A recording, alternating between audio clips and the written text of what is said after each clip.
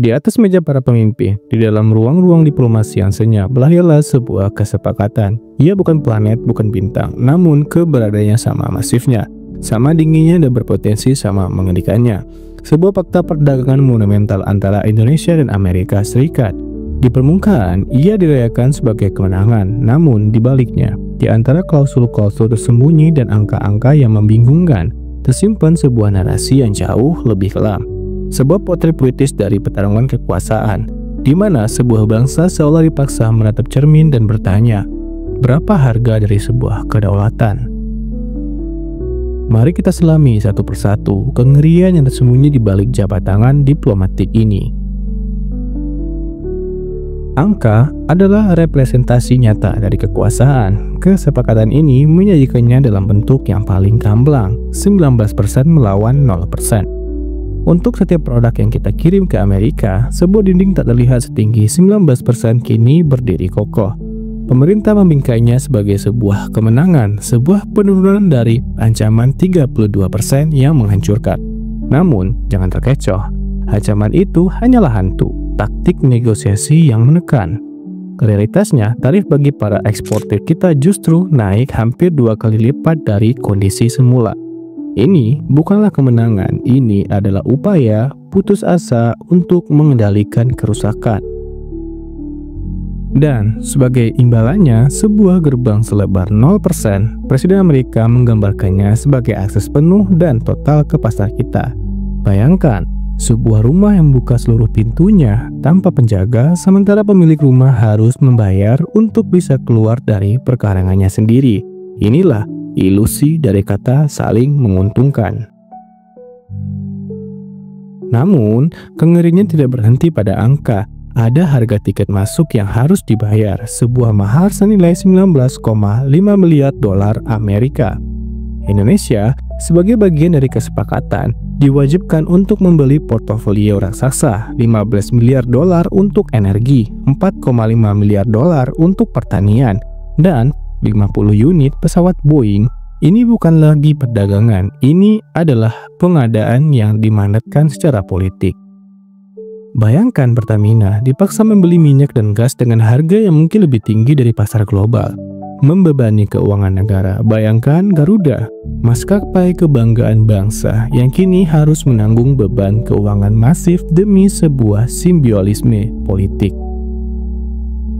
Para analis menyebutnya model gardu tol. Indonesia membayar biaya masuk yang luar biasa besar hanya untuk mendapatkan hak melintasi jalan tol dengan tarif 19%.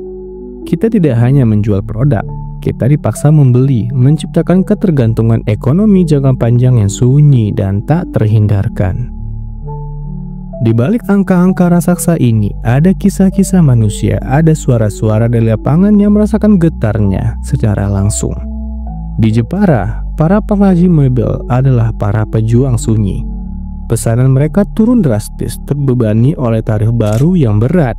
Namun, mereka tidak diam, mereka berinovasi, mencari pasar baru, bahkan bernegosiasi dengan pembeli untuk berbagi beban.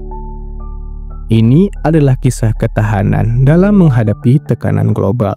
Lalu, pergilah ke dataran tinggi Gayo. Di sana, para petani kopi menatap dengan cemas. Amerika adalah pasar terbesar mereka. Kekhawatiran mereka sederhana namun menusuk.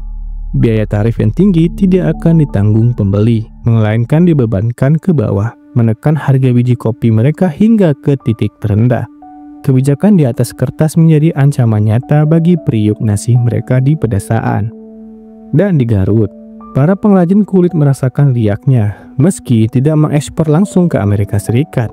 Pelemahan rupiah akibat kesepakatan ini bisa menaikkan harga bahan baku impor mereka. Menekan margin keuntungan yang sudah tipis, tak ada yang benar-benar aman. Mungkin banyak membayangkan kengerian fakta ini dari segi angka, defisit neraca perdagangan, tekanan pada rupiah, atau ancaman inflasi. Namun, sesungguhnya kengerian yang paling dalam tidak terletak di sana. Ia terletak pada sebuah konflik batin yang diciptakan di dalam diri bangsa ini. Coba bayangkan, kedelai impor yang lebih murah mungkin menguntungkan konsumen tahu dan tempe di perkotaan. Namun, pada saat yang sama, ia bisa membuat petani kedelai lokal di Grobangan bangkrut. Kesepakatan ini memaksa kita untuk mengadu kepentingan konsumen dengan produsen kota dengan desa. Inilah bentuk kengerian sebenarnya dari fakta ini. Bukan angka statistik, bukan tekanan fiskal, tapi kekosongan eksistensial. Ia memaksa sebuah bangsa untuk memilih antara bagian-bagian dari dirinya sendiri.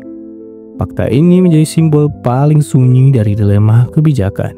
Ia adalah pengingat bahwa di balik narasi kemenangan dan kepentingan nasional, ada pertukaran yang menyakitkan, ada biaya yang terlihat, dan ada keheningan dari mereka yang kalah dalam pertarungan. Ya, begitulah fakta ini. Sebuah lembaran kertas yang mengajarkan kita semua bahwa kengerian sejati bukanlah angka di neraca perdagangan, melainkan dalam keheningan yang tercipta ketika sebuah bangsa dipaksa bertarung dengan bayangannya sendiri.